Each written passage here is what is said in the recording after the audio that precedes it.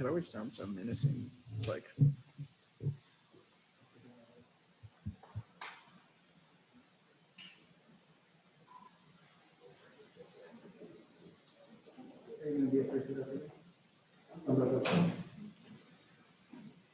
Three, two.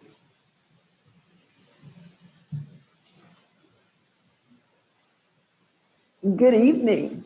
I'm Dr. Sherry Bin, Assistant Vice President for Institutional Inclusive Excellence for Student Initiatives. Additionally, I serve as Texas State University's 2020 Elections Task Force Chair. And on behalf of the task force and all of our student organizations that are represented here today, I want to welcome you to our post-election panel. Today's panel is being has been coordinated by Dr. Jennifer Lamb, who is a faculty member in the Department of Political Science. Additionally, Dr. Lamb was previously the Director of Discourse in Democracy in the Political Science Department, She will be moderating today's panel.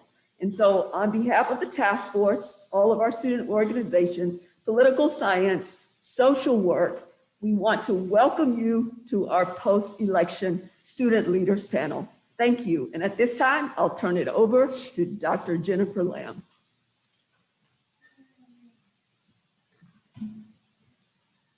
Hello, and thank you for that warm welcome.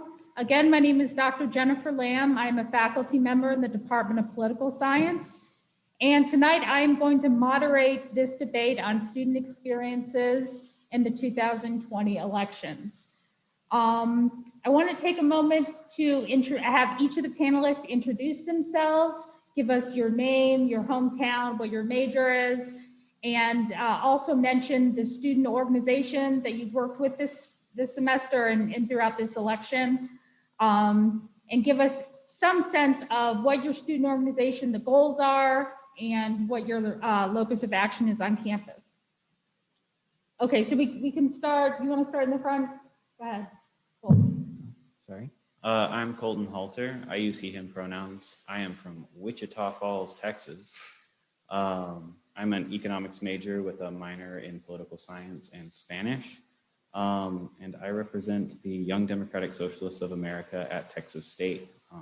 I am the co-chair.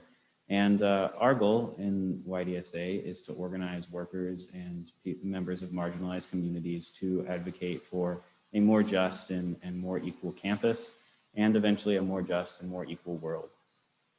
So we've been organizing around workers and specifically student workers and RAs around the coronavirus pandemic to help get more resources and more benefits for them. Great. And Colton, how long has your organization been around? YDSA at Texas State was founded in 2017, Okay. sort of in the aftermath of Trump's election. Great. Go ahead. Hi, I'm Trevor Newman. I'm the president of College Democrats here at Texas State. I'm a public admin major and a political communication minor. College Democrats has been on campus since 1968. I know that's kind of crazy, but we've been here for a while. I have not been here that long, I promise. But yeah, so College Democrats, obviously our main focus is electing Democrats up and down the ballot. But we also do a lot of community activism. We were a part of a lot of the organizations that were a part of implementing cite and release here in San Marcos. And we do other things in the community like that nature. So that's what we like to do. Hi, my name is Patrick Maloney. I'm currently here representing Texas State Student Government, and I am a senator at large. Texas State Student Government has been an institution at Texas State working to have students collaborate with university officials and really help make significant change at the university. I'm a political science senior.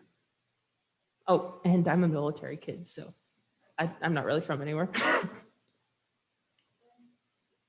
Hello, everybody. My name is Evan Bookman, and I am a senior majoring in political science and double binary in African American studies and geography. I am here representing Texas State University, NAACP, and we work to ensure the political, economic, social, and educational rights of equality for all persons, but especially Black and Brown communities. And during this election cycle, we just been really focusing on voter registration, making sure students and community members know of the electoral process, and just making sure they're knowing the issues that each candidate is offering. Hi, everyone. My name is Catherine. I am a graduate student here at Texas State University. I'm getting a master's in public administration, and I am coordinator for the Voter Friendly Campus. This is a certification that Texas State University can get. This is our first semester participating in the program. And since we've started here, we have hosted voter registration events, voter education events, and efforts to engage our students, getting them to the ballot box. Our goal is to make sure that voter equity is occurring in the campus community. Hi, my name is Chelsea Johnson. I am a sophomore with a major in public administration and a minor in African American studies. I am from Shreveport, Louisiana, and I'm a representative of the athletic department here at Texas State University. Recently, this semester, we started the Dr. Johnny E. Brown Committee on Racial Equality. And basically, we have 3 pillars: education, policing, and community relations, and voter registration. I'm the co-chair for the voter registration subcommittee. And for this past election, we've just been working on educating members of the student athletes within our organization and getting them to the polls, registering people to vote. Hello, everyone. I'm Christian Cavazos. I'm a junior here at Texas State with a political science major and a minor in history. I'm here as the chapter chairman of the Young Conservatives of Texas at Texas State. Our goal is to spread actual conservative values here at Texas State and around the area. Our main focus, of course, is just being a Young Conservative of Texas is only in Texas. We're a statewide organization, and we're up to, I think, 23 chapters.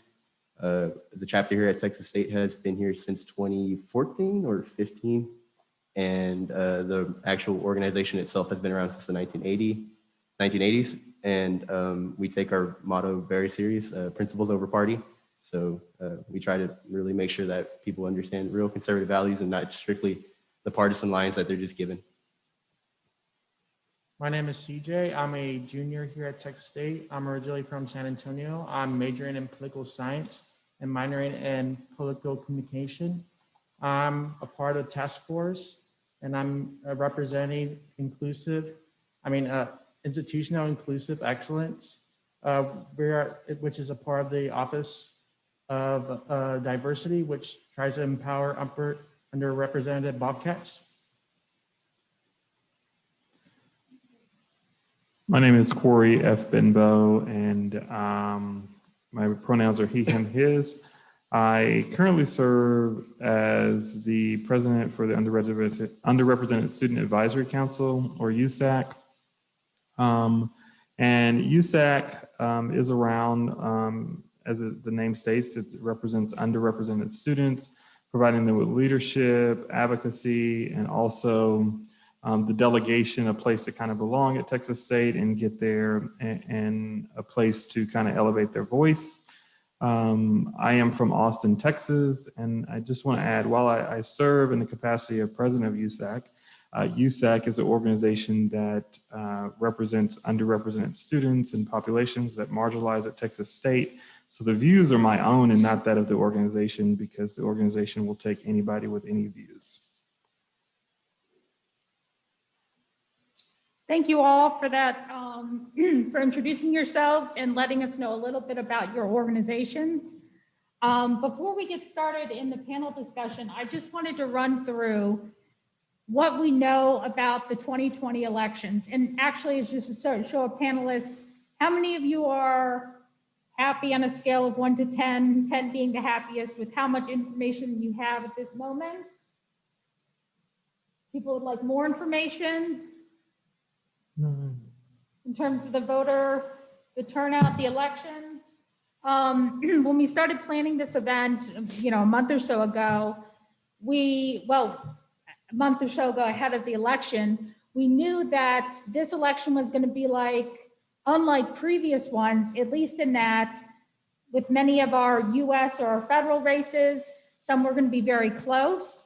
And in particular, the presidential race, they might be still counting ballots, and they still are counting ballots. The difference this year is that In a number of states, the vote margins are very slim, and we knew it was going to take a couple days, approximately a couple days. Some were even saying a couple weeks, which I was really not, thinking that was great. But, a couple days until we knew the outcome of the election. So although the votes are still being counted, like even in Texas, even though most of the races have been called, they're still counting votes. A couple of states, there's 4 states, one like Alaska, which is still, I think they're just still counting their votes that were taken on the day of, right? They're not even opening the mail-in ballots. The 3 other states are now opening the mail-in ballots and some of the military overseas ballots. But we knew it was going to take a little while for us to know who were the potential winners. So I just want to run through what we know about the election so far, about the outcome. I'm going to talk about US races first, and I'm going to start at what they call the top of the ticket. So the top of the ticket would be US presidential races. And then we'll talk about the Senate, the House, and Texas elections and some of the state elections. So I put together a couple slides. This may have been updated since, like 3 o'clock this afternoon. But in terms of the popular vote, this shows that Joe Biden received 50.7%.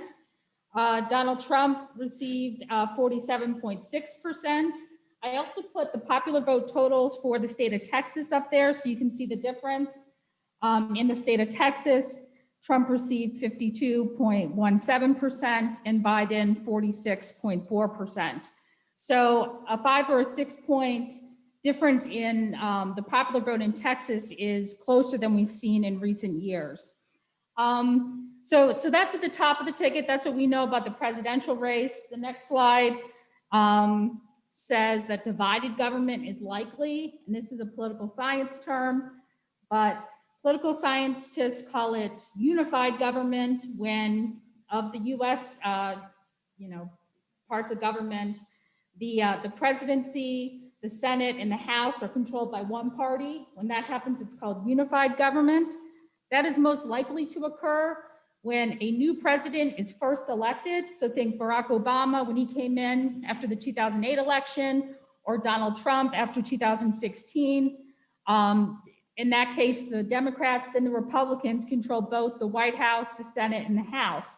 And that's significant because, as you know, in order to get legislation passed in the United States, identical laws have to be passed through the Senate and the House. They have to be presented to the president for signature. And when a president leads a unified government, this is a time when it's thought that big policy proposals can make it through.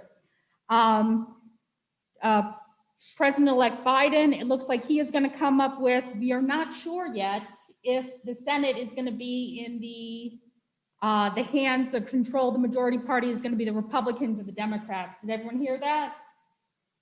This is one of the big, most exciting things that's happening recently. Since last week. So anyway, so the Senate could go Republican or stay in the Republican majority hands. It could flip to the Democrats. We'll see. And the House is going to remain in the Democrats' majority control, although the Democrats have lost seats in their majority. 5 right now as of counting, and it could be 8, 9 seats total. But divided government is likely. Political scientists think that they can predict how the presidential election is going to go. A lot of those things, can be kind of false flags, so to speak. But in the last 20 years, presidential job approval heading into the election. So this is a standard question that pollsters will call and ask. Do you approve or disapprove of the job the president is doing? That will predict whether the president gets reelected or not. So the magic number seems to be around, low 40s. And if it's above that, at least 40% or more of the American public approves of your job, then you seem to get reelected. we do like to have our president serve 2 terms. Most presidents who stand for reelection do get reelected. But in this case, Trump was at 39%, and that just wasn't as much enough to put him over the top. I grabbed this other screenshot somewhere off of the internet this past week, where it says, there's Joe Biden, it says sane, then it has the yin and the yang for hope for the Republicans and the Democrats. Public polling of the American public shows that they prefer divided government. We seem to think that it has something to do with like checks and balances. That's not exactly what checks and balances is, but we think, well, it's safer to divide power among the 2 parties. Maybe it is, maybe not. But yeah, I didn't come up with that graphic, in other words. Next slide. So, all right, so this is in Congress. So we're gonna have 2 runoffs in the Senate.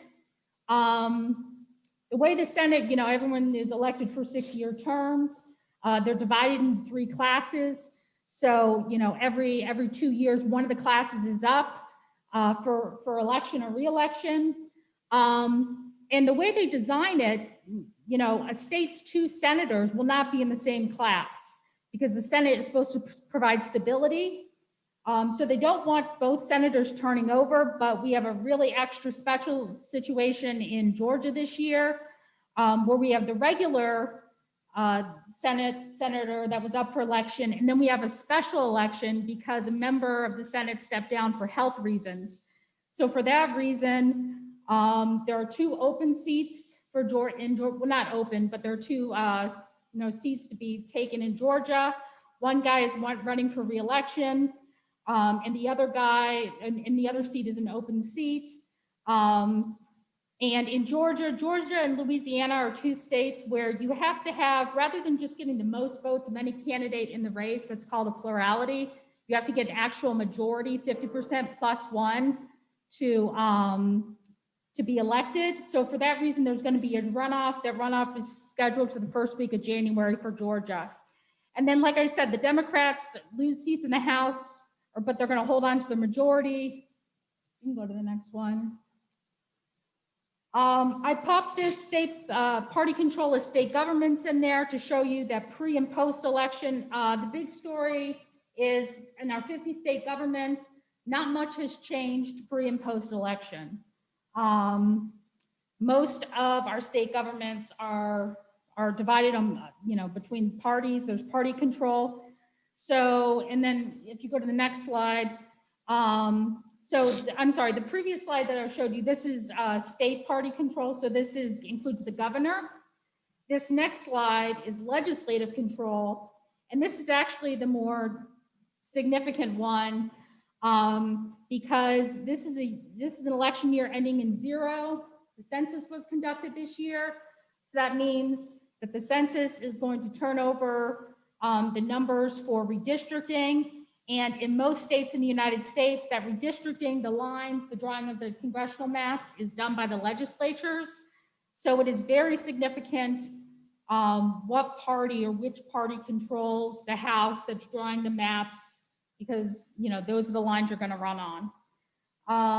And then finally, in Texas elections, as you may have heard this year, 2020, by the end of early voting, we had reached 100% of the turnout that we had for the entire year in 2016. So this year, our final, looks like our final eligible voter turnout is 66%. So that's 6.5% higher than in 2016. Right now, most of the races have been called, but a few have not. But the Secretary of State's office, you can go to their website. It is updated like a couple times an hour with the latest results. And right now they're doing what's called canvassing the vote. So all the precincts have reported, all the county organizations have reported.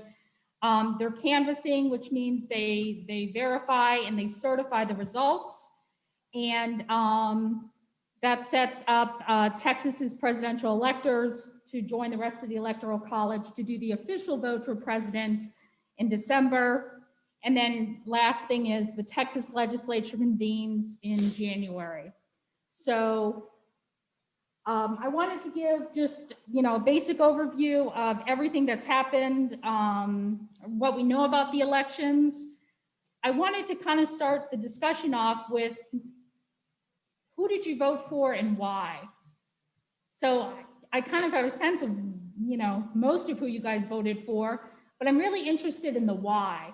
Like, did you decide to vote for this candidate because their reasons or they're part of their platform, their issue positions, or were you voting against the other guy?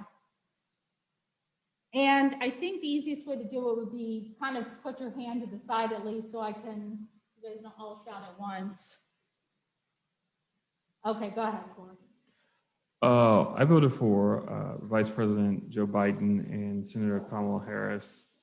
The why is because I just couldn't imagine another 4 years under the current leadership. I believe that the platform that Vice President or President-elect Biden and Vice President-elect Kamala Harris provides for our country will allow us to move forward and return to a semblance of normalcy. I think the damage that's been done by the current administration is probably going to take a third of a century to fix. But we can continue to get there and recover. Okay. Does anyone else want to share their thoughts? Sure, I can share. My why for a lot of what I vote is healthcare. So I live with a chronic health condition, and even today, as we're seeing, the courts are in the initial discussions about taking away the Affordable Care Act. For me, that's my why on every single vote. If you don't support healthcare and access to healthcare for every single person in this country, then I cannot vote for you, because for me, that would mean that one day my health care is worth less in my life to live than the support of insurance companies. So I personally did vote for Vice President Joe Biden. That does not, of course, reflect my organization because we are nonpartisan, but for me personally, it was the healthcare. It was a big reason.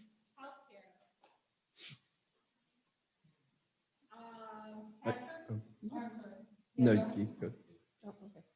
So personally for me, and not representing the views of my own organization, I voted for Vice President Joe Biden. And I mean, there were policy decisions that I agree with Vice President Joe Biden, but mostly when discussing this issue with my family members, it was a question of character. And really, when comparing the two options of the major political parties, Joe Biden had the best show of character among the candidates available. And I think that leadership and representing the United States on a global scale matters. And Donald Trump was not representing us well. I guess I'll go next. Well, first, I'd like to explain that my views don't represent the Young Conservatives of Texas because we focus solely on Texas politics. But I voted for President Donald Trump because I just had too many issues with Joe Biden and Kamala Harris, and where I didn't match up on their on some of the political issues that they had. And I was really a big fan of the way Donald Trump would, in terms of foreign relations, kind of put America like first. I understand it may seem selfish, but a lot of times we were being screwed over by some of our trade policies. So when he renegotiated NAFTA and when he finally took a stand to, I'm sorry, my allergies are like really bad right now. So, but when he finally took a stand to the Chinese government to and initiating that trade war, I was a really big fan of that. And I was more than happy to see that he was finally asking the members of NATO to finally start paying their fair share. We represent, in some cases in NATO, we basically make up their army, and it's a lot of money. It's a lot of money. So I think just asking for their fair share wasn't anything bad. And of course, there's some other issues that, again, I don't agree with Donald Trump on everything he does, but there's just too many things that I disagree with Joe Biden that I couldn't vote for him. And would you say that foreign relations or foreign policy was the most important issue for you in deciding when to vote or how to vote? Yes, ma'am. Okay. What about anyone else? Go ahead. Well, as the president of College Democrats, I would like to say that most of my membership voted for Joe Biden, but obviously I can't speak for them. I voted for Vice President Joe Biden. One, because I could not take the vile and like hatred rhetoric of the president. I just could not stand that. And then I also agree with Patrick. I do think that even though I don't agree with Joe Biden on a lot of his policies and don't think that they're progressive enough necessarily, I do think that he was the better individual out of the two. I do think that Joe Biden genuinely cares for people and genuinely cares for America, while I thought the president genuinely just cared for himself. Just the same disclaimer as everyone, well, most people, this is not my organization, but this is me speaking. From my perspective, my vote went to Joe Biden and Senator Kamala Harris because it was more of a humanity decision for me over policy. To what degree do we put policy over the treatment of people? And so that's why they received my vote.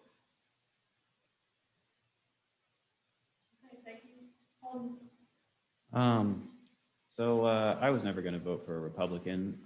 So really the big decision for me was between Joe Biden and voting for a third party.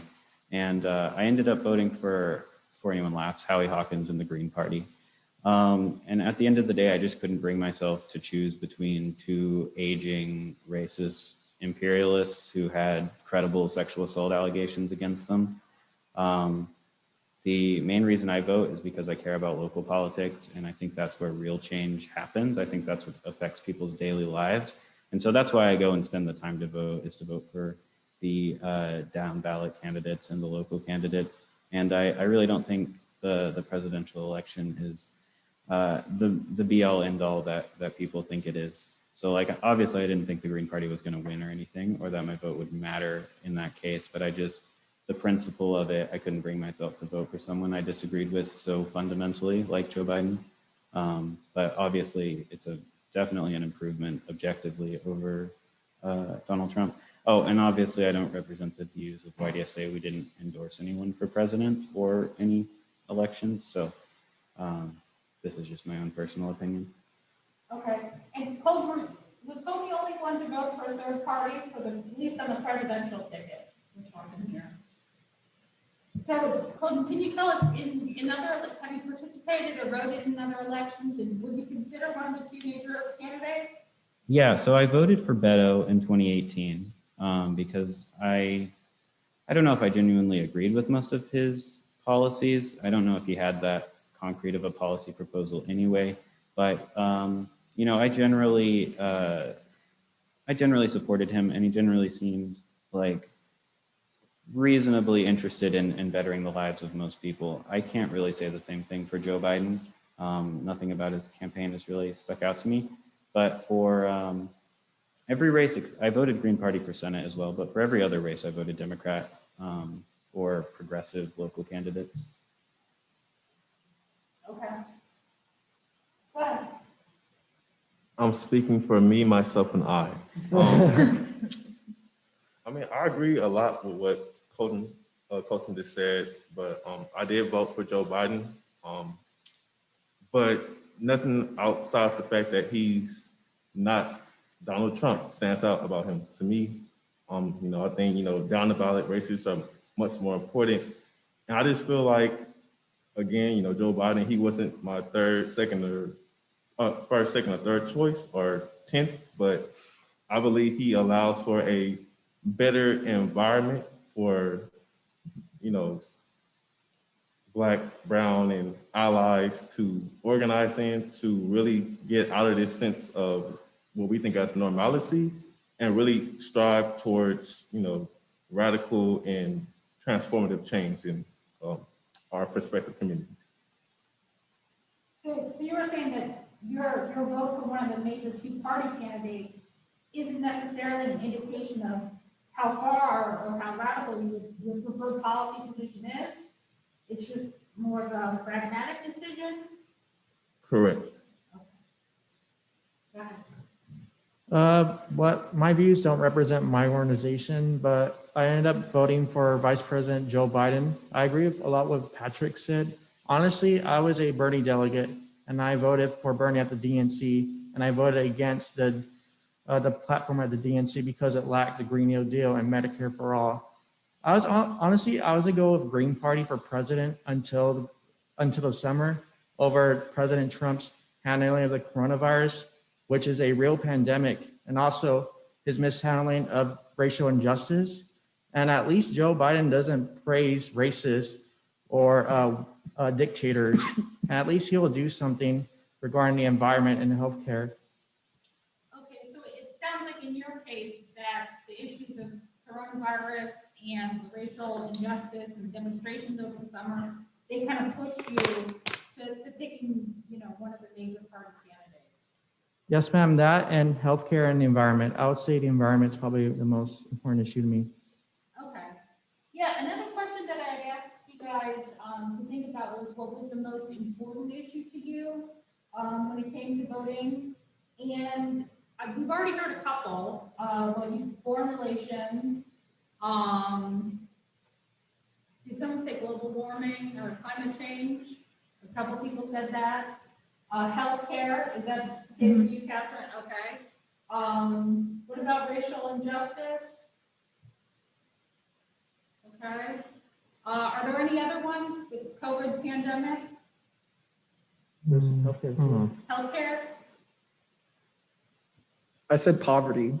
Poverty. One, because I think a lot of the issues that affect our society, like lack of healthcare, lack of housing, lack of just voting rights and just your natural rights, all kind of combine into poverty. And I feel like as a country, once we solve poverty, we will have solved a lot of those issues, whether it be because we have attacked poverty, we have actually done a war on poverty, or whether it was we have solved each one of those issues incrementally, which I don't think is the right path, but you take what you can get.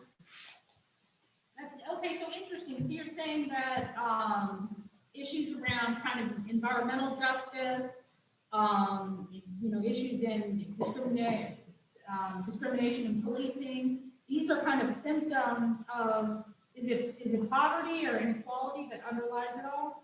I would say poverty kind of is the reason for a lot of our society's problems, especially with how we treat Black and brown people in this country. I think it is abhorrent how we can basically, at the beginning of the founding of this country, say, we're 3/5 of a person, and we're still treating them as they're 3/5 a person. And we can see that through our systematic racism. We can see that in our police force, and we can see that in the policies that we push as a country.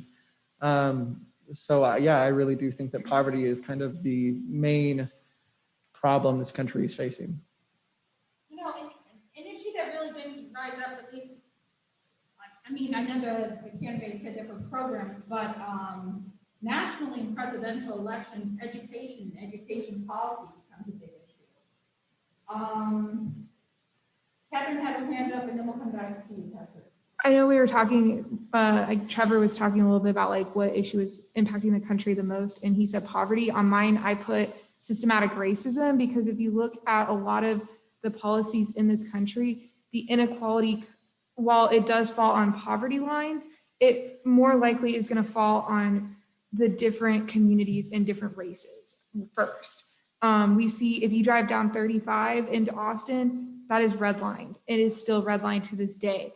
We start looking at education like you're talking about nationally, the No Child Left Behind grant, it hurt a lot of our schools. We've seen closings of schools since those policies. Healthcare, I'm more likely to get access to treatment if I walk into an ER before my friends who have the same illness as me who are Black or brown. So we start seeing these inequalities in our country, and it all goes back to race. And so that's where, for me, I thought it was more, not as much poverty, but more the systematic racism side of it. And even when you look at poverty, I'm more likely to get a job than my peer that is Black paying. We can go apply for the same job, and I'm probably going to get paid a couple dollars an hour more.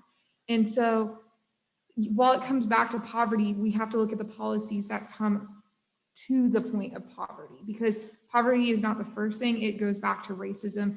And when we made that switch in this country, when we came over with slavery, if we start going back into history, it didn't start as slaves. It started as indentured servants of white people who then they got angry and they rose up against them, the people that they were working for. And so when we see these kind of things, I think that's where I wrote that it was the systematic racism more so than poverty. I think whenever I come to a voting booth, my bad, a lot of my decision as a voter comes down to how can I use my vote to affect the change for a positive change for other people. And I think one of the biggest issues that really encompasses a lot of what people have addressed so far is equity. And really what it comes down to is that whenever we're making policy, and we discuss this in a lot of our political science classes and public administration courses, is that there's always going to be winners and losers whenever you're making policy. And oftentimes the understanding of equity and who gets what, when, and why doesn't come to the conversation. And we really focus a lot on who's going to win. And I think with a lot of these issues, education, healthcare, poverty, and systemic racism, there have been a lot of losers in this country. And oftentimes that's been put on the back of Black and brown people. And whenever I go to the voting booth, that's fundamentally what my decision comes down to. Okay, thank you for that. And that actually one thing I wanted to mention was a number of you said equity or equality. And I just wanted to make, and I'm sure you've gotten at this in your classes, you just mentioned, Patrick, the difference between equality and equity.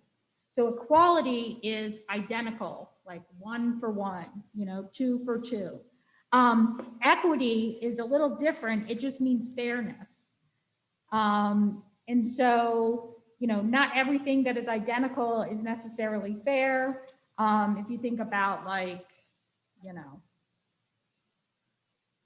actually, for some reason I'm blanking, even though I've given a million examples before. But yeah, that's the difference between those two terms. Is there anyone else? Go ahead. So I would say, I agree that inequality is the major issue. I think it's the central conflict that drives our entire political and economic system. And you have to look poverty is part of that inequality. The rich still hold most of the power in our economy and in our politics. Both parties are heavily influenced by the rich. White people and colonizers still have way more power over Black people and indigenous people in our country. And we have to look at that system of inequality. Men still hold power over women in our country. Cis hetero people hold power over LGBTQ people in our country. And all these different systems of inequality, they all intersect and overlap. And we can't fix one of them without fixing the others. They are all interconnected. And without a real revolutionary sort of movement to completely overhaul our political economic structure, we can't solve these inequalities, which are really the root of all the other problems that we have to deal with. So we can't just solve racism without also solving poverty. We can't solve sexism without also solving racism, because all of these things are interconnected. So to say any one of them is more important than the others sort of misses how they're all part of the same structures that we need to dismantle and rebuild from the ground up. So it sounds like you don't think that kind of an incremental change approach will work, or at least going after one issue at a time. What would, in your view, the best course of action to be? I think we should look at times of great upheaval where things really did change for the better in our history. So, slavery wasn't solved just through incremental change and electing people who want to tweak the policy. It was the bloodiest conflict in American history. And obviously, I don't think we should have bloody civil wars to solve our problems. But I think it's going to have to be something of that magnitude where people are unified and organized and say, we're not going to settle for, these incremental reforms. We want real change. We want big change. We want, to completely revamp our system from the ground up. And I think that happens when people sort of can work together and can form mass movements and can solve, and come together in the streets, not through sort of these sort of elections of the lesser evil and things like that. Just to piggyback off of what everyone has said, I agree with everything. Well, most things, that equality and equity are some of the most important values. But I think that starts with taking accountability for what we've done in the past that has been wrong. For me, I'm a person of color, a descendant of a slave, and there are people who say slavery was okay. It's an economic thing, that is states' rights, that things of that nature. So I think accountability, and then after slavery, what happened? What 40 acres and a mule were we given? After that, after we leave that, it's things that's closer to the 70s where there's residential segregation, where it's in law where Negroes cannot live here. So I think accountability is a big part, me being a person of color, a female of color, living in this country, for the United States to truly be great. I think we are one of the greatest countries in the world to live in, but I think we have work to do. That's a good point. And, on the accountability issues, one of the things that I was thinking this past week as we were watching the election returns come in is, did this election expose differences in American society? Because, that's part of what elections do, right? They ask the candidates to draw distinctions between them, and then we get to vote. So did it expose, differences, or did it exacerbate kind of tensions or differences that were there? We certainly, if elections are supposed to help us decide how to move forward, we don't want them to make things worse, but I don't really know of any other way to, kind of argue these things out and make a decision. Corey, did you have your? I did. I think for the election, you have to, for the life of me, I can't understand. You have 71 million people decided that they were going to support Donald Trump. And so I think that, we're in very heightened tension right now as a country. Most certainly because of some of the rhetoric around the president and his supporters. But then you have an election where you got all these people that go and vote. You have 75 million people who go out and turn out for one of the candidates. And then the other candidate is sitting there trying to infuse into the country voter fraud, suppression polls, all these other things. And so this is, I think, has exacerbated the situation of where we find ourselves at. And I don't know if any end to sight is this. I'm exhausted thinking about it. And I don't know how to move forward until, I don't even know. I guess the courts are going to have to decide in the long run, but I need closure for President Trump to just kind of move on and let it go at this point. And so I don't know what to say about it or how we move on without, even today, he's still acting like the results are not in. He's telling the White House folks to move forward with his budget in February as if the election never happened. And so it's just all these things that are kind of playing on my mind. And I probably look at politics and follow politics too much, but I just don't understand how we can heal as a nation or as a country while we have 71 million people who decided that this was their guy. The guy who said that there are crap hole countries. The guy who said he would institute Muslim bans. The guy who talked about people that would come from countries, Black and brown people that look like me, talked about how there are good people on both sides. I just don't understand how we can heal as a country, given that you have so many people who are saying, they line with that person.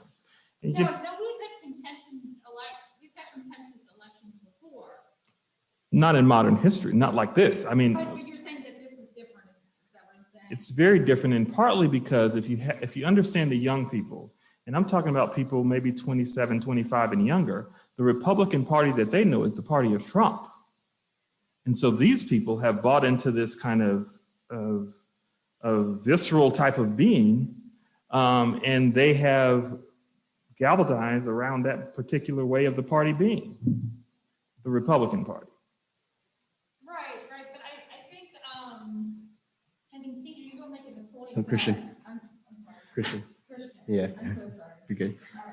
All right. You were making the point that for young conservatives of Texas, what was it, Principles over party. We are. You would separate, you would Yes, ma'am. distinguish between Trump as a person Yes, ma'am. versus, and that, I mean, you know, We- Republicans is not the conservative part, it's not the conservative. That's exactly why our club is a thing since 1980. We call out the rhinos. We call out anyone that dares calls themselves conservative. Just because you're a Republican doesn't mean you're conservative. I would call Trump a populist. You wouldn't even say he's conservative. I would say he's done some conservative things, but I wouldn't call him a conservative. I'd call him a populist. I'd call him what he says what he needs to do to get his votes. I will admit I am one of those 71 million people. I did vote for him.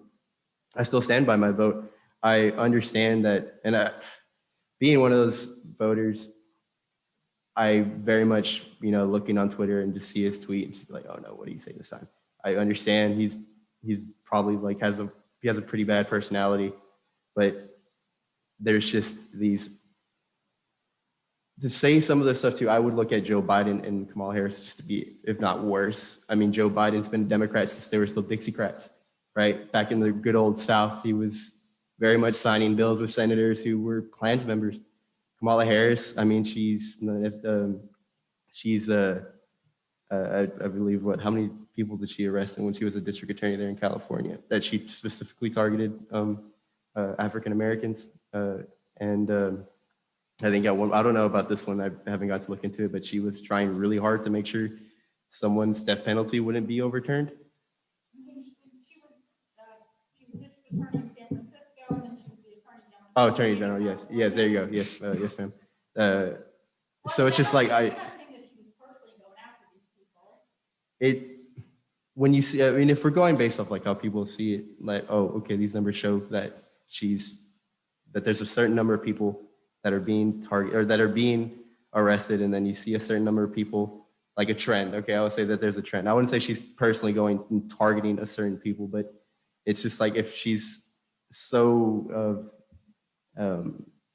this great uniter, I don't see it to the point where I wanted to vote for it. I understand Trump's rhetoric. It really does piss me off. It really does. I voted for him based off off of policy because I just couldn't see myself having Joe Biden and Kamala Harris lead the same or be any different, right? I didn't see any difference on the ballots. If it was up to me, I would have picked someone else to have run for the Republican Party. I would definitely have picked someone more leaning conservative-wise, like here in Texas, the Young Conservatives of Texas very much advocated for Chip Roy, someone like that. I wouldn't put Donald Trump to be like I don't know, yeah, like I guess a conservative magnet because he's not. Well, what about, I mean, so yesterday Chip Roy said that he thinks that there should be a recount. Oh, you see, in that too, like, okay, everyone gets a fair share, right? Okay, that's if they're gonna call like in 2016 the Russian collusion, I think I think Donald Trump is more than fair to ask for a recount in states that were literally separated by 5,000 votes, 10,000 votes, right? I think that's, and it's legally. There's calling for, a recount, which happens in almost every election. Yeah, There's some recount. But then there's, refusing to call the guy who looks like he was elected. Again, after the recount, he has every reason to, until the recount's over, he can. So you don't see what Chip Roy is like to call that for a recount being divisive at all. I again, when I first heard they wanted to do it, I was like, you know what? The results probably will stay the same. But I'm not gonna tell someone who has a legal right to do a recount to not do one, especially with such a close race. If he wants to, by all means, I don't know waste your time. Go ahead. I honestly, in some states, it's probably best for a recount because of how close it was. I don't see how it's really a big problem when someone just simply wants to make sure, double check. It's not a full recount, it's just for the presidential run. Yes. So it's not for the other guys on the same ballot, though. I know, but it's still pretty important, I would think. I right? understand. Yeah, I mean, it's still, they're so close that it would be, I don't know, I think it just would be smart to do it. It's his legal right. It Yes, and certainly it's, is. yeah, it's legal right. I'm not gonna tell him no. If he has Okay. every legality to do it. I'm sorry, it looks like we have many hands up here. Chelsea. Chelsea. Oh, Chelsea's, okay, go ahead. I just want to respond to a few things you said. I do agree with some things you said, but I disagree with a lot. I agree that a recount, it is legal. If he wants it, he can have it. I agree that the results probably will stay the same. And just to piggyback off of what you said about Kamala Harris, you know, she did send people to jail, but at the same time, that was her job. Like, she was the district attorney, she was the attorney general. That's what we expected her to do as a person in that position. As far as Joe Biden goes, I'm not familiar with the Klansman that you say he worked with. I have to look into that. However, I think if you want to go that route and choose the lesser of the two evils, I still would agree with Joe Biden, with his party, with his running, versus a man who went on national television and told white supremacists to stand by and stand back. That's an order. So that in and of itself creates disorder within the country. And then, as far going back to the recount, saying that that another party is trying to steal an election before everything has even been counted, that's kind of ridiculous to me. So I just wanted to respond to you in those manners. No, I understand his rhetoric isn't always the best. It isn't. It's pretty bad. Like I said, I look at it, just think like, dude, you make it really, really hard to go out there and have to defend you sometimes. But there's just some things I couldn't. Also, too, I'm very anti-establishment. So just seeing Joe Biden, a 47-year senator, like in the politics, it's just like, okay, dude, 47 years, you haven't really done anything. You've been literally, you're vice president at one point too. Like, there are some things that could have, some of the stuff you were promising right now, why didn't you do it when you were in office for 8 years? I don't know, I feel like I was being lied to. At least, I mean, I guess I can say with Trump, he's way too open about himself, but. And that's another thing, not to cut you off, he is open. I think he is an open racist. I think he does things that shouldn't be done the way he thinks. So you say, and I'm not jumping on you or anything like that. Yeah. But you say it's really hard for you to defend him, yet you still do. So what pushes you to that edge to where he's openly said racist comments, he divides the country, and he's just a immoral person? What still is it, the policy? Because that goes back to my first question when I introduced myself. To what extent do we put policy over humanity? Well, I guess I would still, be the policy, but because I've seen the policy affect everyone equally, and it's done good for a lot of people. There's a reason why he flipped the county in the Rio Grande Valley that is basically 100% majority Hispanic or Mexican ethnicity. He flipped it, and it hasn't been flipped since the early 1900s. He had one of the largest votes, Hispanic votes, Black vote, and LGBT vote the past 60 years as a Republican. He has, for them to vote for him, even after everything he said, they must have seen some sort of change. I have a friend who is in a program here at Texas State that's very heavily involved in the medical field, and hospital transparency was passed just about a couple weeks ago with Senator John Cornyn leading that front. And now there's a universal check on I'm not doing it justice explaining it, but a universal check on hospital prices. That way we're all able to see what we're paying for, and eventually it'll drive them down, and also drive down insurance prices, because now insurances can't charge different prices for different things. They're all going to have a universal base at it. So that's one of the good things. And in terms of other thing, I guess people too seen things like going after China, where a lot of jobs have gone off to, and bringing some back. He brought back a Ford plant into Michigan, I believe. That's jobs. It was like 300,000 jobs. That's 300,000 people more than he voted for. I understand it may seem bad, like you hear the word trade war, but it's like there's some of that stuff that just needs to be done, right? We were eventually going to come to the point where jobs are just going to be flying over China. So we have to fix that. And I see that as all right, obviously he can't be a racist if he's doing something that not just benefits white people, it's benefiting everybody. He benefited the people of Michigan, right? Which literally is a mix of everybody. Okay. I think there were a couple other hands over here. I'm sorry I didn't get to you guys. You don't have to go through like all of the whole class. Oh, okay, my bad. I'm sorry. Yeah, like that's not. Yeah. But your point's well taken. No, was there a hand? I think I just don't know. I don't know who votes this first. Okay, Colton. Okay. So I agree with all the criticisms of Joe Biden and Kamala Harris. I have those same criticisms for them.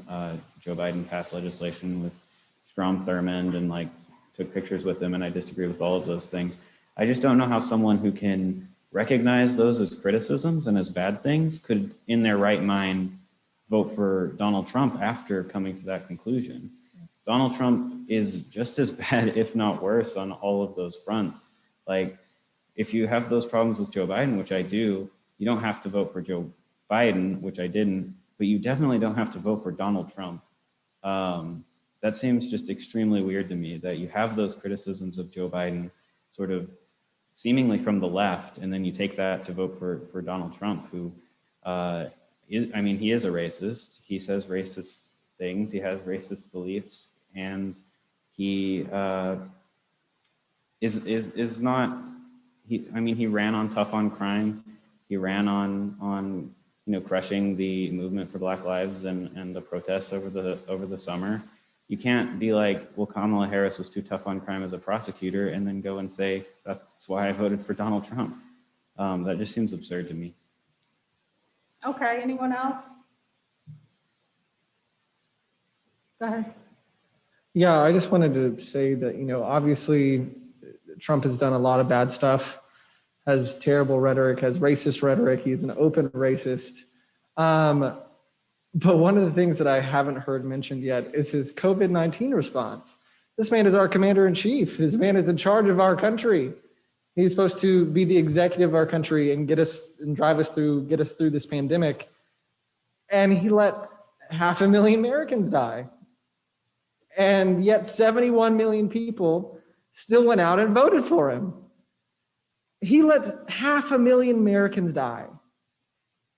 Well, to be fair, he didn't, he couldn't, he didn't kill them, but you're saying he could have done more. Might as well had. He withheld information that could have prevented some of the. Okay, but COVID, you're saying that didn't, would you say in the election overall, that didn't get enough attention? Yeah, I would say that I didn't really hear Trump talk about it a lot. I think that he kind of pointed it back towards Joe Biden and tried to, obviously do his usual Trump shtick of try to change the question or try to put it on the other person so that he doesn't have to answer it. But yeah, I do think that was lacking a lot this election. Okay, so it was time of crisis, presidential crisis, and you don't like how he fared. Go ahead, Patrick, did you have your? So I think with a lot of the rhetoric that Donald Trump has had, I agree with most people in the room that he's an open racist.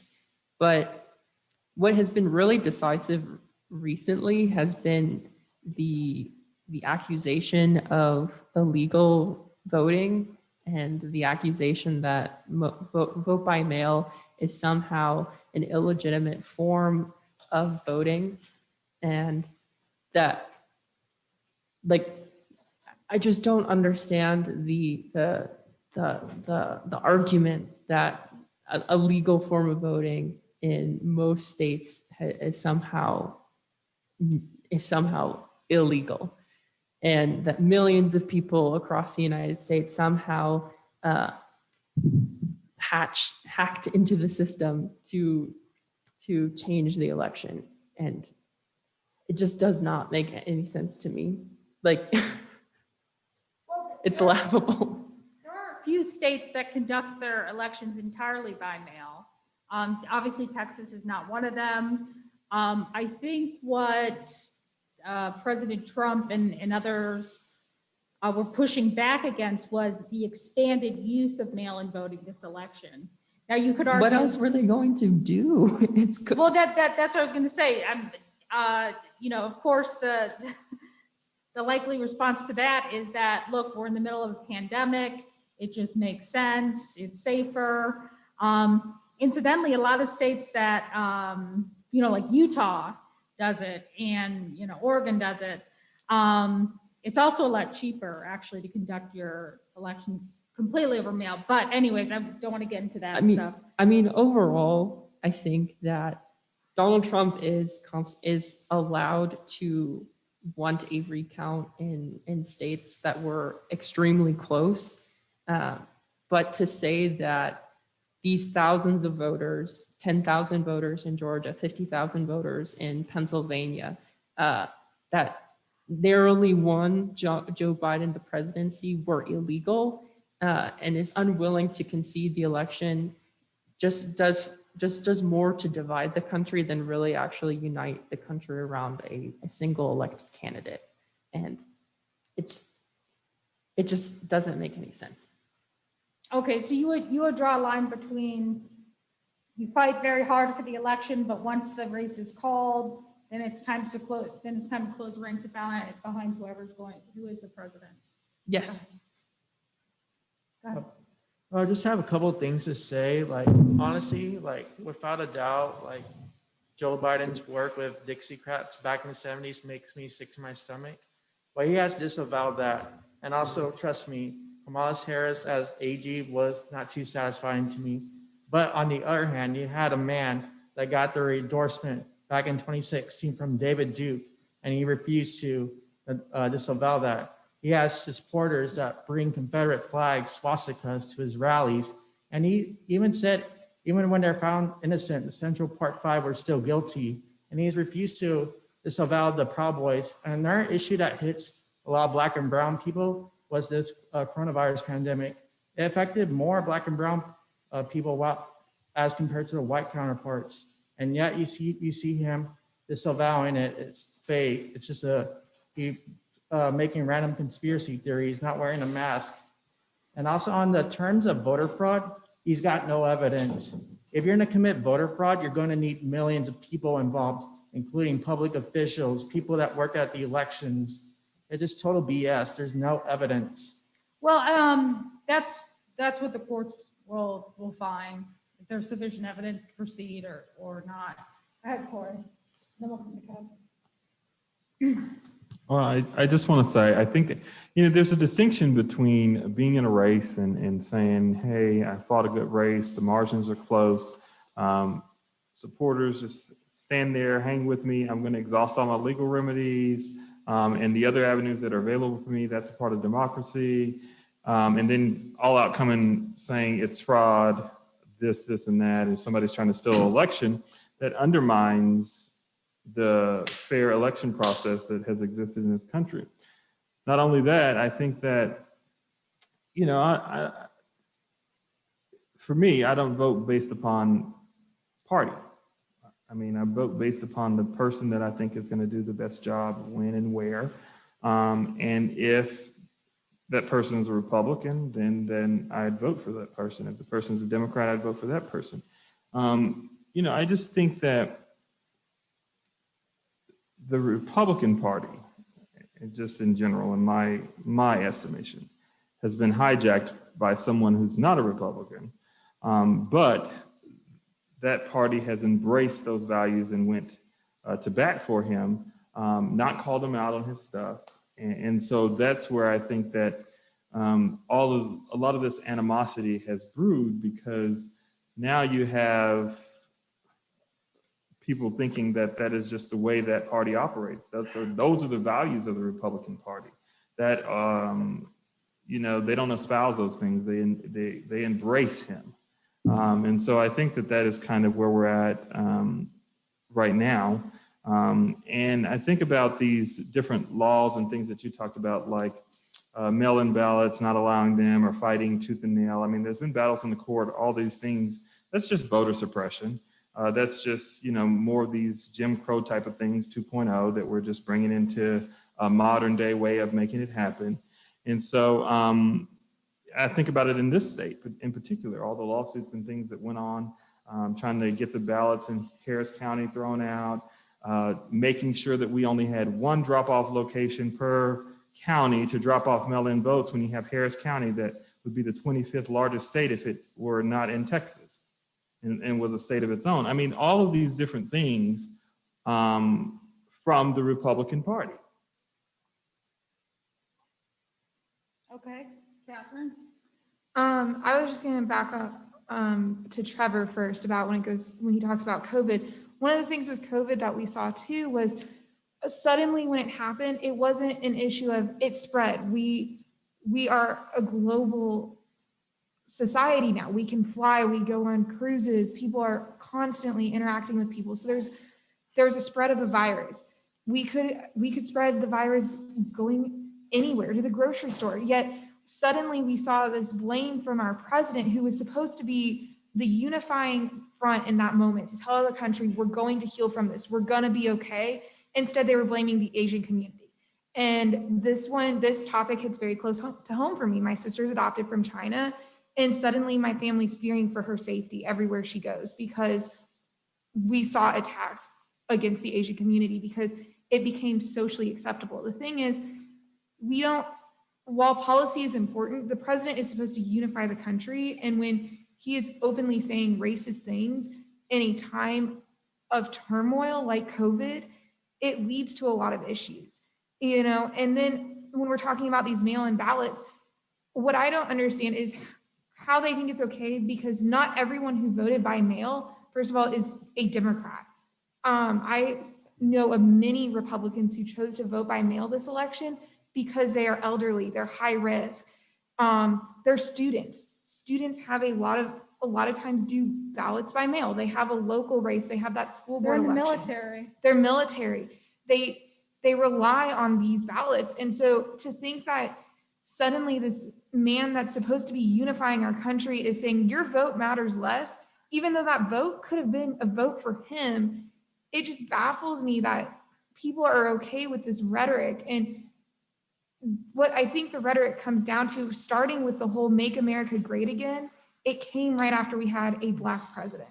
It shows that he is openly racist, and I'm not going to say all of his followers, because I'm not going to say Christian is a racist because he voted for Trump. He's openly said it's because for him it was policy, that they're okay with this racist rhetoric of the campaign, of the presidency, of in moments of turmoil to attack others. And what does that say as Americans, that we are okay attacking people based off of their race and okay with the white supremacy that's going on?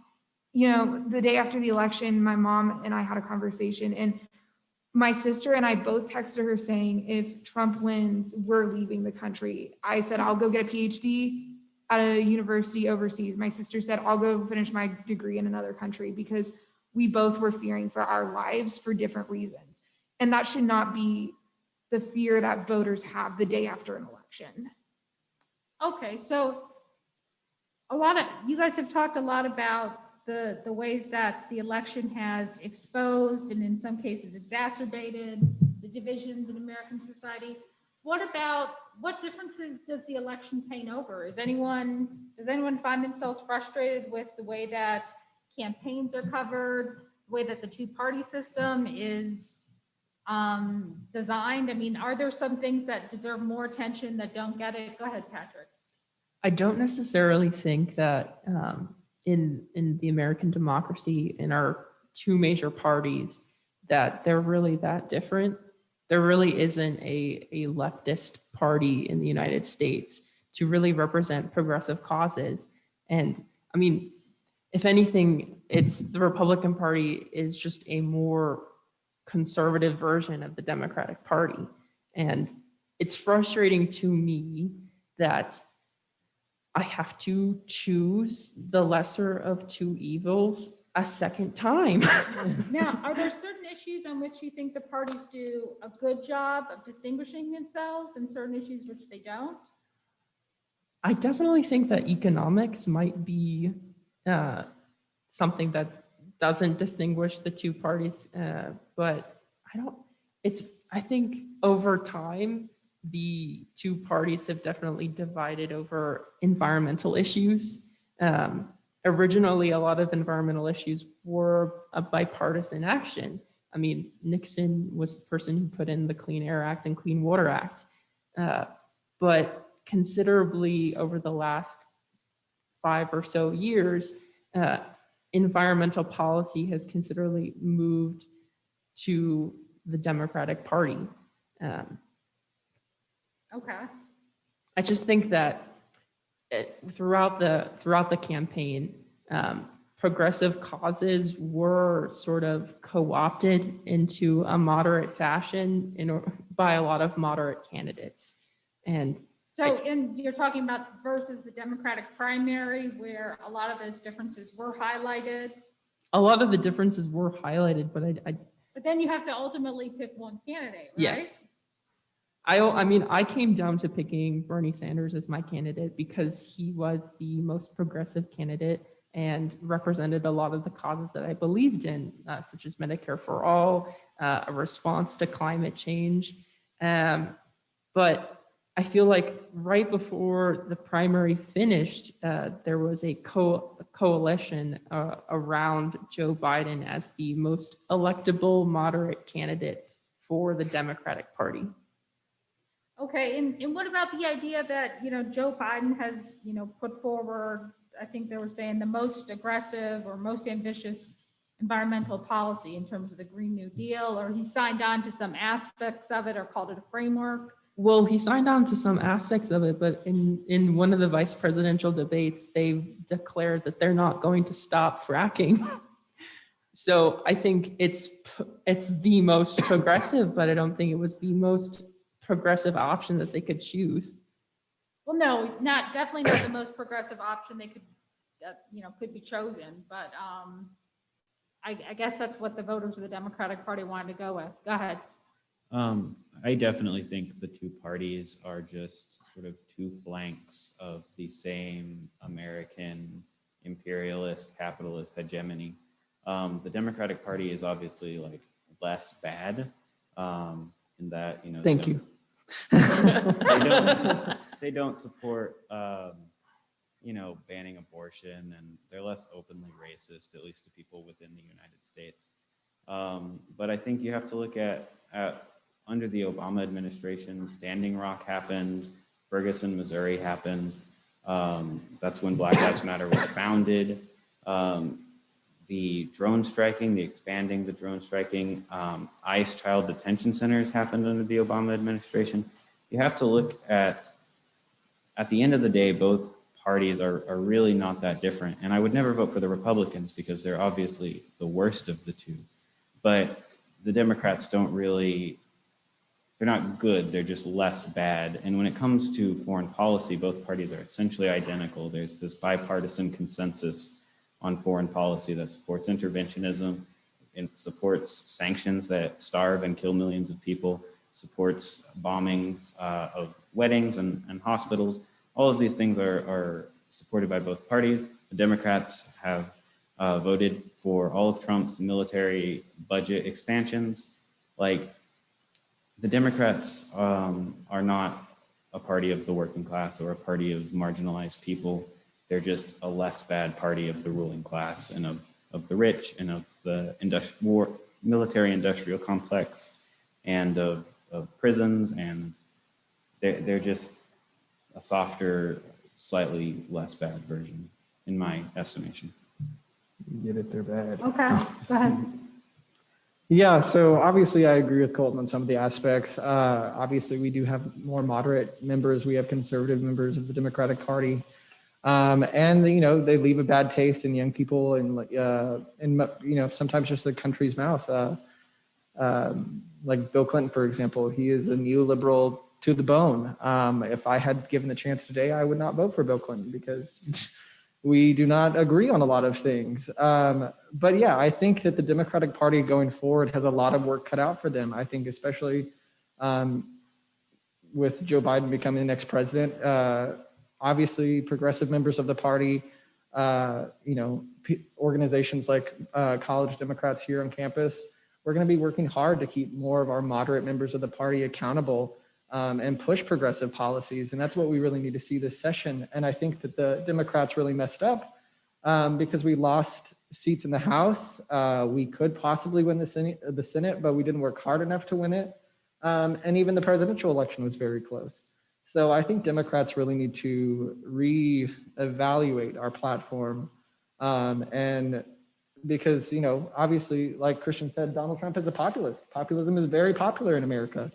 Well, And it sounds like you're saying that the Democrats would have done better in both across the board in House, Senate, and for the presidency had they been more progressive. definitely, and you can see that in House races. Obviously, some moderate. But there are members- some House members who have come out and said, Democratic moderate House members who said, I almost lost my race because the party's been too progressive. Well, let's say take Colin Allred, for example. He's my representative back home. He is a self-proclaimed moderate. He endorsed Joe Biden in the primary, and he won because we live in a moderate area. But with states like Michigan and Pennsylvania Yeah, I was and thinking of the Wisconsin, Northeast. they need more progressive policies to beat that populism because they're suffering. They're some of the worst. They're some of the populations that are suffering the most in this country. Okay. We'll come down, we'll come right down here. Me first or Evan first? Evan, and then we'll. Okay. go. Yeah, actually, no, yeah. go ahead.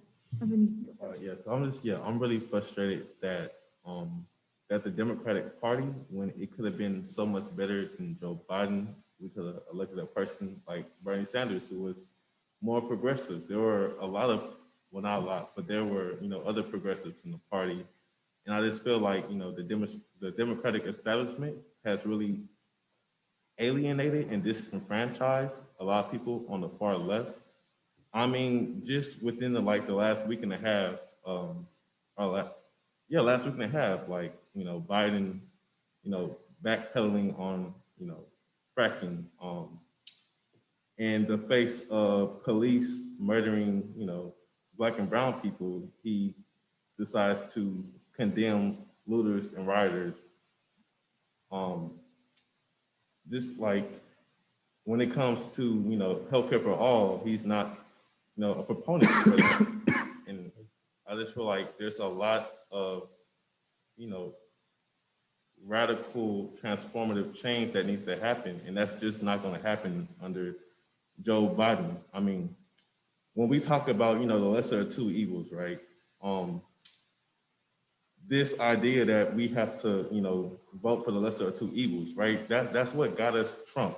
And like the next time we might get somebody who is so much worse than Trump. So I really want us to think about how, you know, the Democratic Party, you know, they won the election, Trump is out, you know, one white supremacist is out, but white supremacy is still in the White House.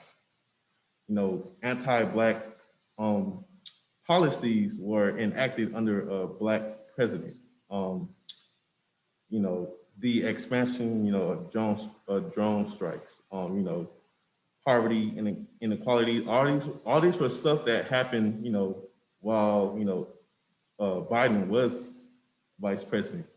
And it doesn't seem like he is willing to take the progressive step in acting like the progressive policies that, you know, need to come forth. So Well, to be fair, when it was, you know, when Democratic primary voters decided to go with Joe Biden rather than Bernie Sanders or another progressive candidate, people knew that, you know, Biden was going to be a moderate president if that's what happened. And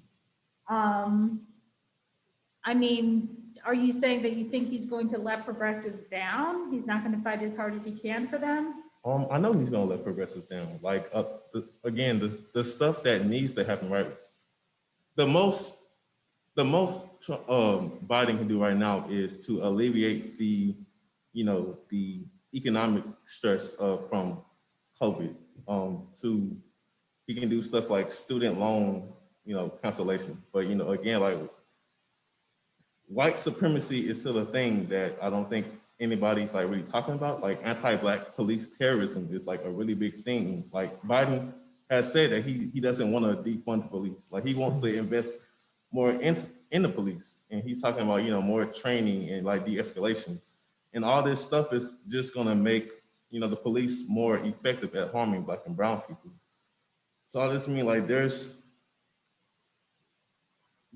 policies that are tangible, but there's like when we get outside of COVID or healthcare, stuff like that, like white supremacy, systematic racism, anti-Black police, terrorism, unfettered capitalism, like that stuff, like nobody's addressing those issues right now. Okay, let's come to Catherine, and then I'm going to suggest another way we might think about this too. So my feedback, I think, for both of the parties is we looked at the youth vote. There's been a 600% increase in Texas alone in youth voting. And that shows that our young voters are civically engaged and want to be civically engaged, but we have seen a lack of parties coming to campus consistently. And I'm not saying that every presidential race needs to come to campus because there's not the capacity to do that, but the local parties should be in here. The state parties should be working and talking to us as students and young people, because listening to this panel alone, we have very diverse backgrounds from YDSA members to Democrats to the Young Conservatives of Texas, and we all have critiques about our own parties and the parties as a whole, yet for some reason, they're not hitting and talking to the youth vote. And if we see that increase alone in Texas, they're missing the mark on our voters. I bet a lot of the reason we saw that increase is not just president, it was the down ballot races. The races where our city council candidates win sometimes by 30 votes. And those are the ones that impact us more every day. And I think those are why a lot of us at the end of the day, who we end up working for on campaigns, who we are talking to because we interact with them daily. So if we have this many critiques, just the 9 of us and sitting in a room and a panel, I bet if you pulled more of us and did more analysis of this election, that you're going to hear this from more young voters with that increase. Yeah, I was going to acknowledge that, on the one hand, you're each representing groups, and there's diversity, within your group and among the groups. But when we're talking about who is selected for, to be the Democratic or the Republican candidate for president, that's something that is so far out there in terms of what you're able to affect or influence in your own lives. And so maybe a better way or a different way to think about this would be, what can we do locally, right? Whether that's your student group working with other student groups, if there's issues, in and around the city or across college campuses that you'd want to work on, that might be a more productive use of your time, because it sounds that I think most Americans would agree, it's really frustrating if you just look and try and engage with national politics. Yeah. Just to be honest, I just hate the two-party system. And I favor multi-party systems without a doubt. And I'm going to agree. I believe it was Alexandria Ocasio-Cortez that said this. If this was a parliamentary system or a multi-party system, me and Joe Biden would be in different parties. And I highly agree with that. If this was the UK, for example, he'll probably be in the Liberal Democrats and I'll be in the Labor Party. And without a doubt, progressive ideas are winning. Just look at Montana. They approved legalizing marijuana, and Trump still won there by double digits.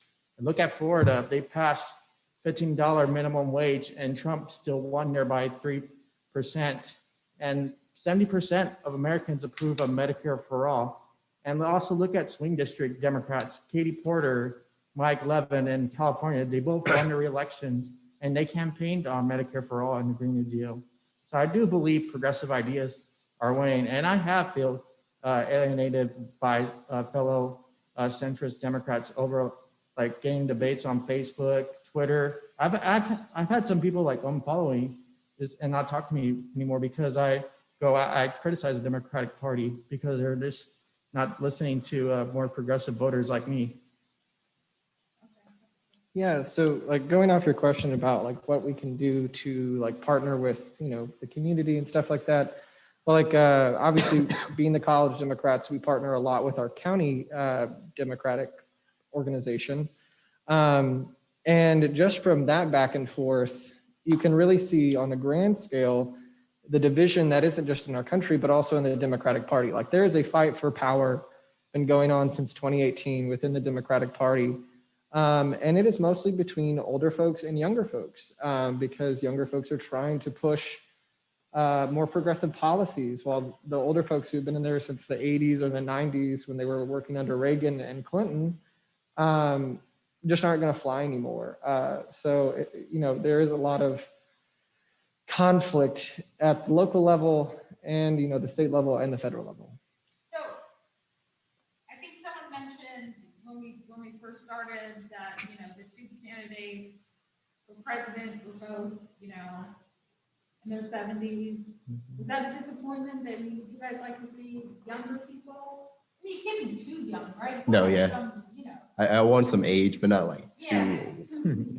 Not too young, but it is interesting that it's almost like the middle group of Americans are like hollowed out, or like they're not in leadership. Maybe they are in leadership positions, but they just haven't made it there yet for whatever reason.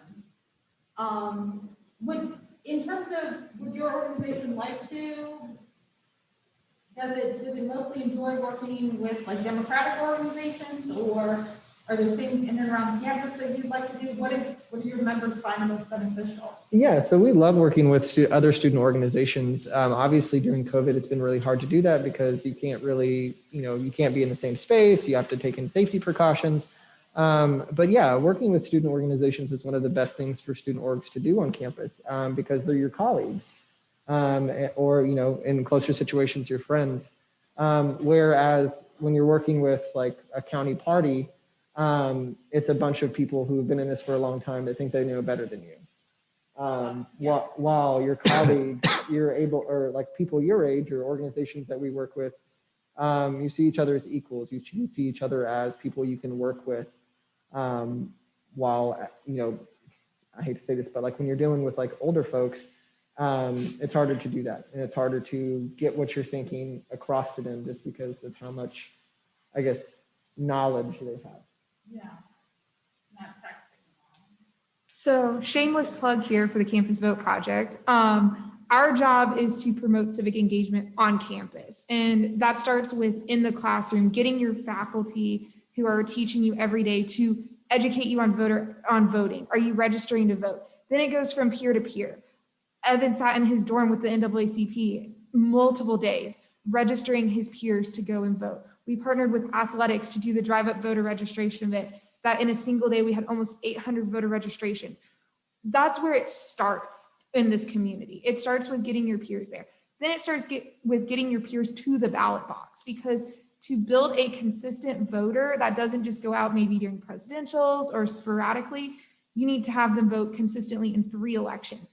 That can happen in your time here at Texas State because we have midterms, we'll have a presidential, and we will have a school board race, a city council race. So in that time, in that 3 years, when a student leaves Texas State University with their diploma, we can also have them as a consistent voter. And so it's really crucial that we are promoting that. And we know with Campus Vote Project that there are a lot of barriers to the ballot box. The research shows that it's easier for someone, if like my parents took me to go vote every time, I'm gonna be more likely to be that consistent voter from the time I turn 18. But that's not every student. We have a lot of first generation students here at Texas State, especially because we are a Hispanic serving institution.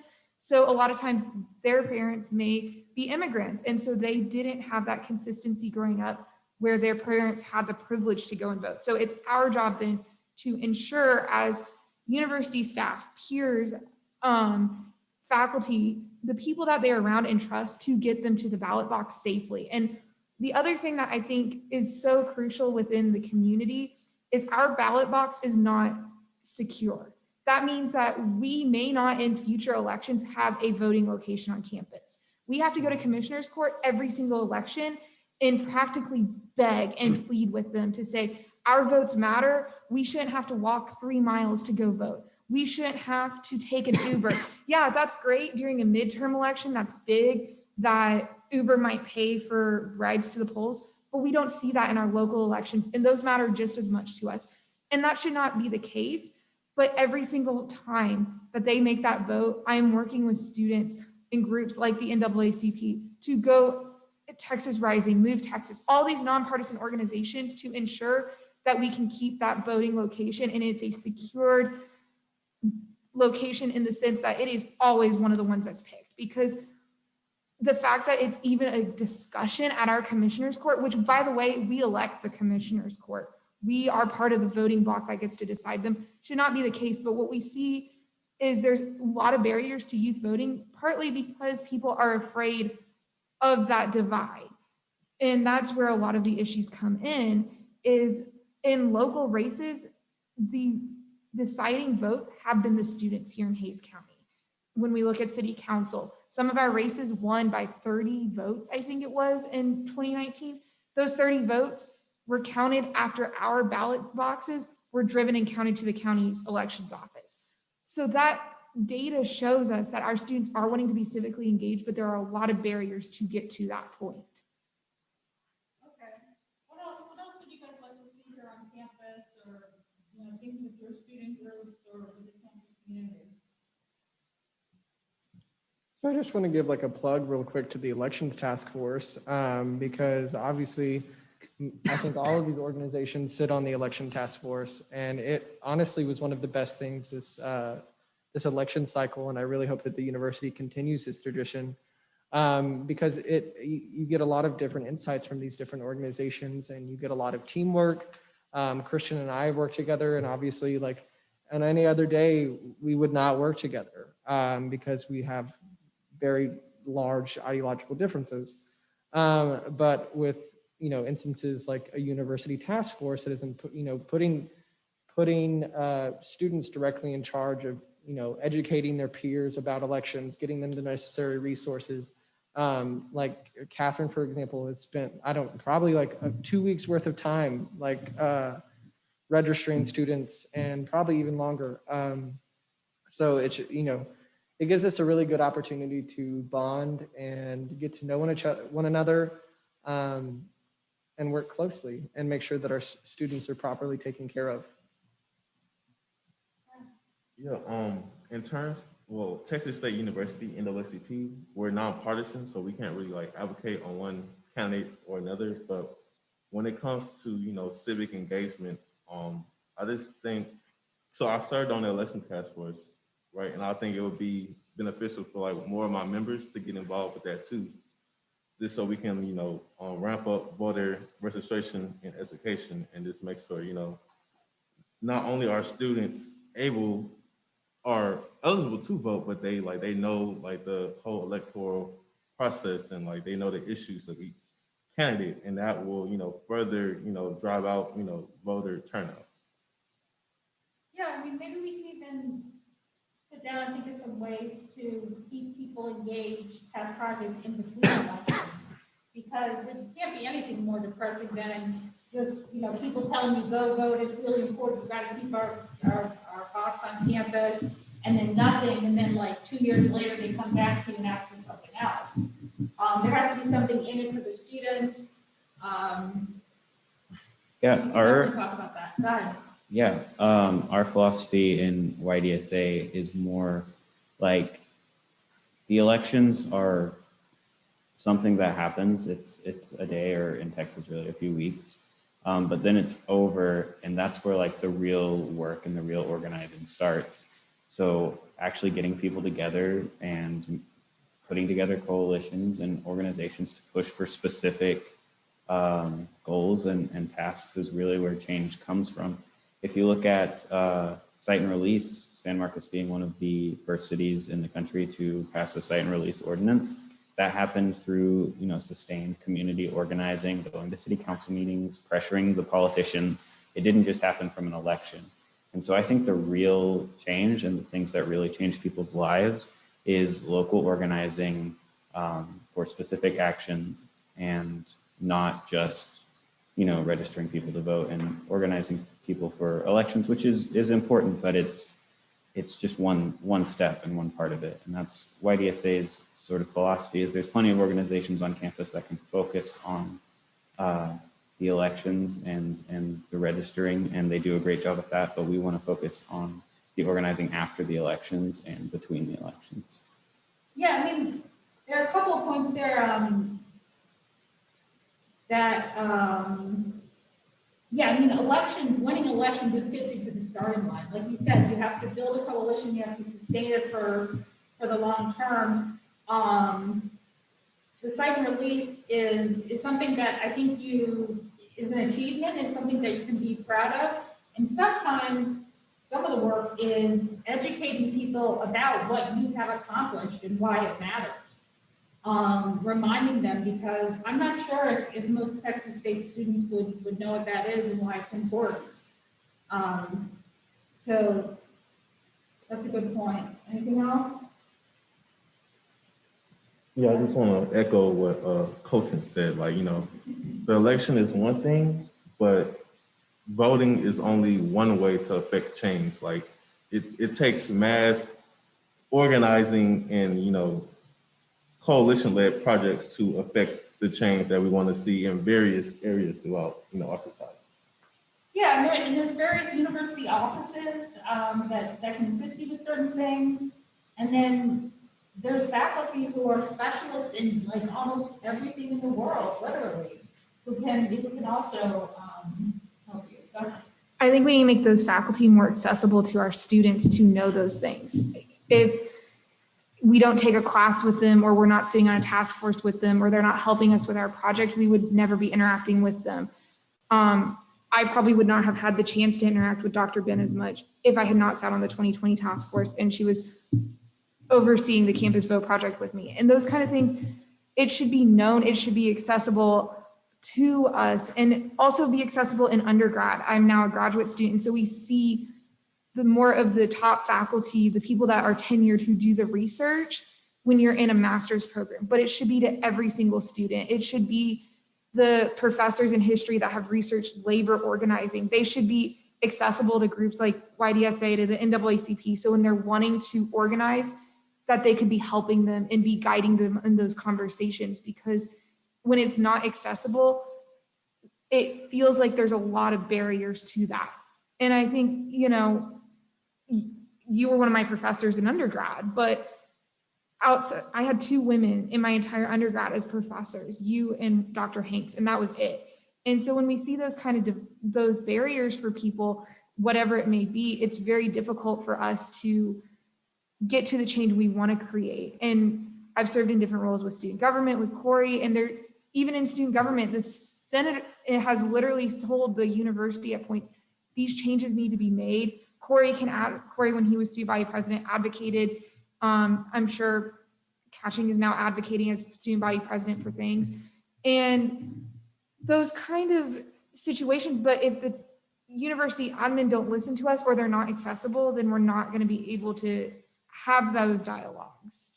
Yeah, and there's things you can do, and there's ways you can win, you can achieve your purpose without necessarily having to get, a department of the university to change its policy, right? I mean, just raising awareness can be an accomplishment in and of itself. Yes, Dr. Question. I'm curious as to how many of you have been involved with and engaged with children who are in public schools now who get no civic education, who know nothing about how their government works, and who where government policies have a huge impact disproportionately on certain communities that are being served by the educational system. Because I do think you all knowledge, the degree of knowledge and information you all have is so valuable. But one thing we do know, and I know this is because we have several pre-college programs, and we know that civic courses, where they are, right? Students aren't getting the kind of engagement to understand these kinds of things that you all understand now, because we don't start planning those things really early on, right? And making some demands with regard to education system that students are better informed and learn these things. Then what happens? They end up having to get to college before they actually understand, right, that there is a necessity that is required with regard to engagement. So these law organizations have been involved with, say, school districts, with schools, and this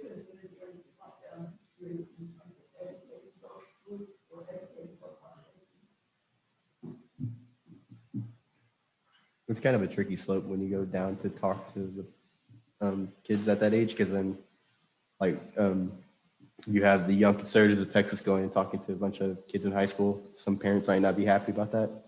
Oh, wait. Now, for political science, the Discourse of Democracy program, every September for Constitution Day, we do, lecture on campus, and we have for our high school students to campus before. But that's just generally been, education around a certain event, around the Constitution. They don't so much. Yeah. And little kids love fidget.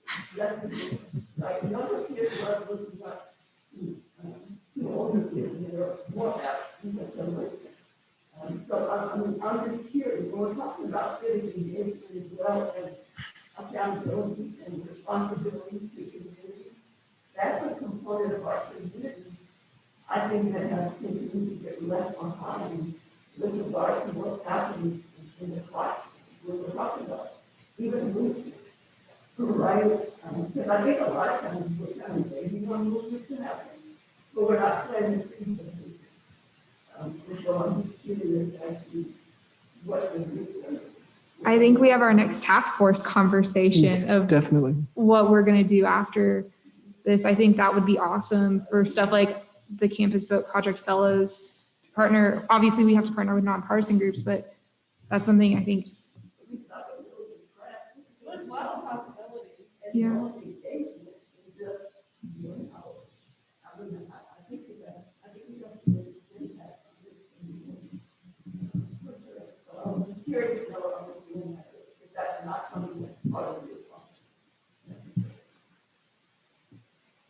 So college Democrats have like high school chapters, but we haven't done any work with them in the area. I don't think we have any local high school chapters. But yeah, I think that is something that we should really look into, because obviously we have the knowledge, we have the bandwidth to share with younger kids. And They don't call it really civics anymore. They take like American government. yeah, like state Yeah. government, American government. I think we're one of the only states to. Who the Well, it's old school like civics and yeah, okay.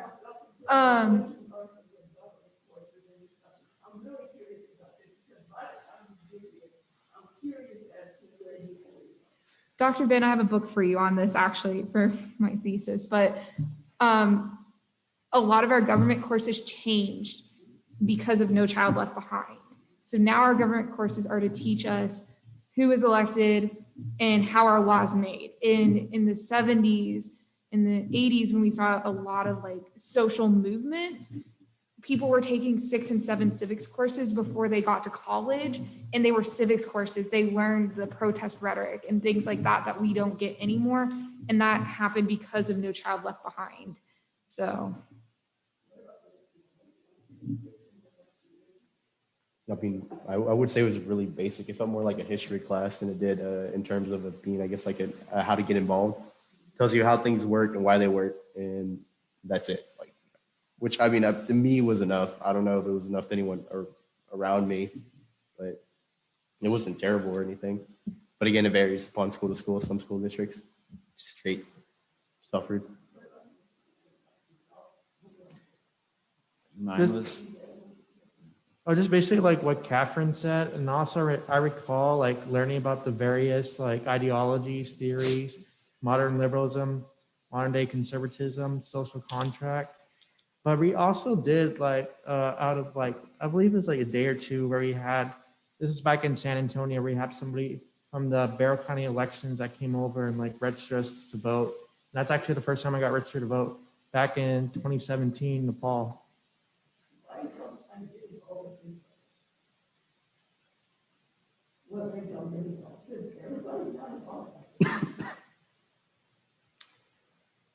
I just, from like a small rural town, I was like pretty isolated as like a queer person in rural North Texas.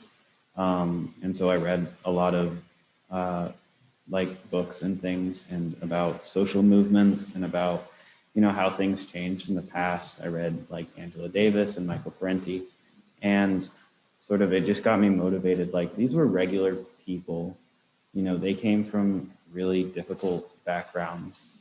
They didn't have extensive formal education, and I mean, they changed the world. So, what's to say that I can't, do that, and I can't help be a part of that. And, if I want these things to change, then, I'm going to have to be the one, not like the only one, obviously. But like, if we want things to change, we have to be the ones to do it. We can't just sit around and wait for someone else to do it for us. Well, I mean, I've just have had an affinity of politics since I was a young kid. So, I started reading, thinking about politics when I was 7 years old. So it's always just been naturally gravitating towards it. In high school, I mean, we had our common history classes. That's actually Texas history and then U.S. history, which is only a half a semester. Then it's economics the other half. But I mean, it just kind of taught you about, the very broad workings of government and things like that. But, I think that for me, humanity's always been important. It's always been important for me to take a stance. It's also always been important for me to care about others. I grew up in the foster care system. And so growing up in the foster care system, for 9 years of my life, what I took from that experience was that we do all we can for our family, for ourselves, for our community, and if we can, the greater world. And so that has really transpired in the way I look at politics and public service and things of that nature.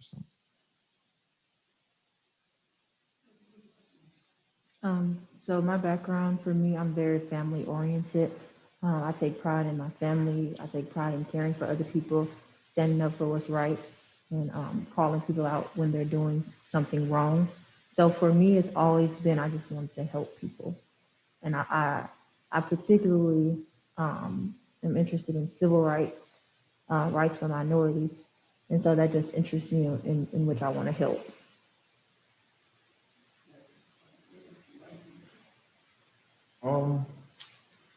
So I'm like, in terms of like just like politics, getting involved with that type of stuff, like I always been, I would always like, observe like current events and stuff. Like through these current events, I would see that there are a lot of problems that have feasible solutions, but nobody are addressing the root causes of these issues. And and there's a lot of people not like wanting to address the root cause. They want normalcy. So I want to be that person that, that actually addresses these root issues and organizes more people to like actually combat these root issues. Because I think our society and even like globally, we can be so much better. And I think I have the motivation, time, and energy to be a part of the change that I think should happen. Actually, I guess kind of by accident, I was a really little history nut since I was like 6 years old. I used to watch the History Channel a lot with my grandpa. So, and that stayed all the way to junior high and high school. But in high school, I don't know, I just kind of fell into just like reading on stuff and watching the news and everything, of course, in junior high. And it just depending on what they were talking about the day, I'd make my opinion on it. I was like, oh, I kind of like that. Oh, I kind of like this. And then as I got older into high school, I joined debate, started reading more into it in terms of domestic stuff, and kind of realized like where I thought I was, I really wasn't. And I fell into more of it, wanted to see where I was. And by the time I got out of high school, I was like, I knew more or less where I was politically, and came to Texas State, saw the Young Conservatives of Texas. I was like, oh, it seems like something to do every now and then. Just ended up making a lot more friends in it than I thought, and now I'm here.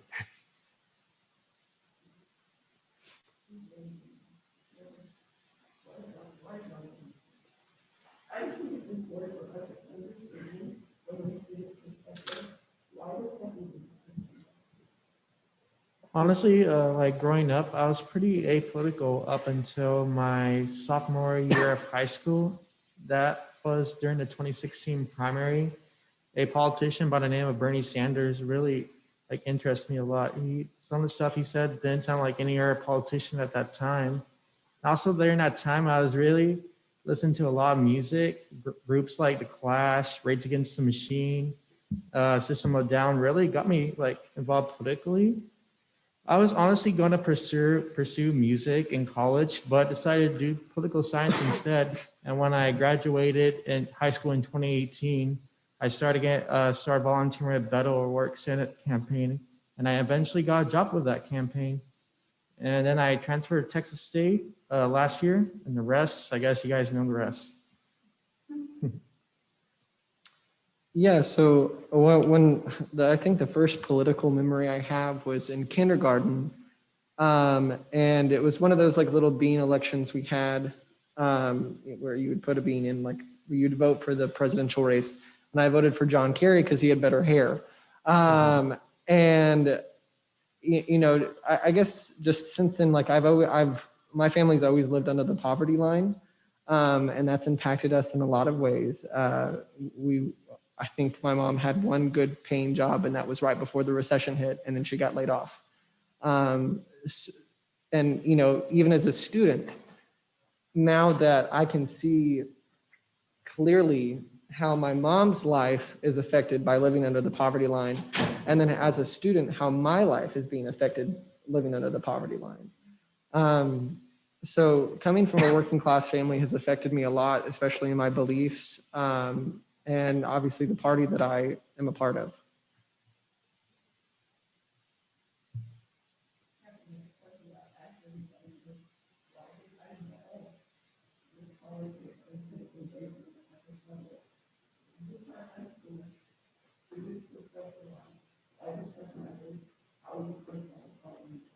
Okay.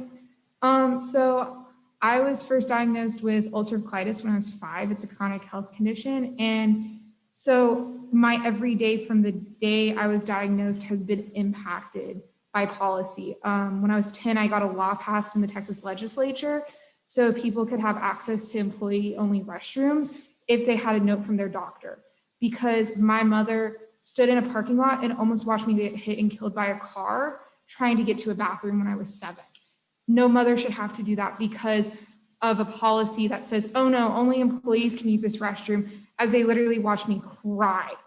Then I turned, it was after my 10th birthday, my father was diagnosed with stage 4 brain cancer. So again, my dad's health every single day from the time I was in 4th grade, it impacted me. I saw it all the time. So for me, these policies every day, I live the actions of the policies. And then for me, when President Obama was elected to office, I was in middle school, and I remember we had gone to the watch party because I grew up in Austin. So my parents and I went, and as we were leaving, my dad was crying, and I asked him why he was crying, and he said, because I don't have to worry about you having health care anymore. I'm not going to be waking up in the morning worried that you're not going to have health care. And that sticks with me still to this day, that as I'm leaving this event with my father and I'm in middle school, he was crying because it meant he knew his daughter was going to be able to have a future. And then for me, the other big thing is my why every day is my high school told me I wasn't going to be capable of anything outside of flipping burgers for the rest of my life because of my health conditions. They sat me down in what's considered an ARD meeting, which is what you get when you have a disability for accommodations. And they said, because I was sick, I had all these issues going on in my life, that I was going to be striving for an associate's degree. So every single day I wake up and go to school. I'm getting a master's degree. I'll be graduating in December. My why is to tell all of those teachers out of high school that didn't believe in me that I can break those barriers. I can move past them. And the systems are pushed against me, and I want to be able to create those changes. And I've done it since I was young, and until every person in this country has access to healthcare and is not crying on the phone with me at night like my friends and I do regularly, worried about how we're going to pay for those medical bills, because it's great that there's this new law that came out that says, oh, there's going to be, they'll tell you the price tag. But when you start looking at the price tag, a bag of IV fluids at most hospitals is $200 to keep a patient alive. A regular hospital stay is $15,000 to $20,000 for someone. And when we're trying to figure out how to pay for it at 24, 25, 26, that should not be the norm. It shouldn't be the norm that my parents have to go into hundreds of thousands of dollars of debt like they have so I can be alive and sitting here today. And so that's where a lot of my advocacy has come from.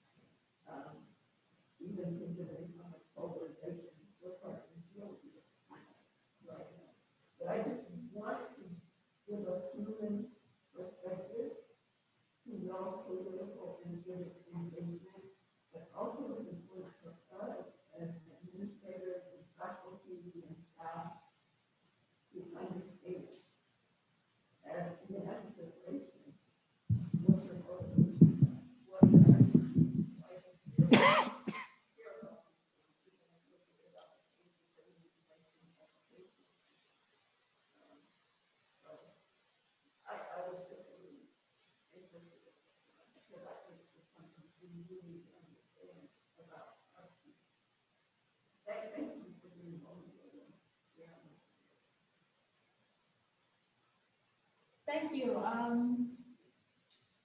Any last thoughts before I close this out? Keep your elected officials accountable. Okay. Yes, very much so. Elected officials accountable. Well, I would like to thank Dr. Ben and the Institutional Inclusive Excellence, the Office of Institutional Inclusive Excellence. Also, the partners for this event, the Departments of Political Science and Social Work, the 2020 Elections Task Force, and our panelists, student organizations, the Voter Friendly Campus Initiative, NAACP, Student Government, the College Democrats, the Young Democratic Socialists, the Underrepresented Student Advisory Council, Institutional Inclusive Excellence and Student Inclusion, the Young Conservatives of Texas, and the Council on Racial Equality Athletics. Thank you all and have a great night.